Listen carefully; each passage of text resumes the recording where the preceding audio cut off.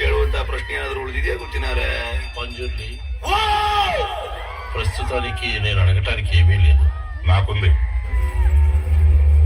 ఈ ఆస్తి, ఈ భూమి, ఇవేవి కూడా ఈ ఊరి వాళ్ళే కావు, నాది. దీన్ని నువ్వు నాకు తిరిగిచ్చేయాలి. జాగా ఊరినూరు ఊరి వాళ్ళకి చెందిందా? ఇది దేవుడు మాట్లాడుతున్నాడా, దేవుడు నర్తకుడు మాట్లాడుతున్నాడా? ఎప్పుడు చూస్తున్నా దేవుడు దేవుడు అంట. ఎక్కడున్నాడు?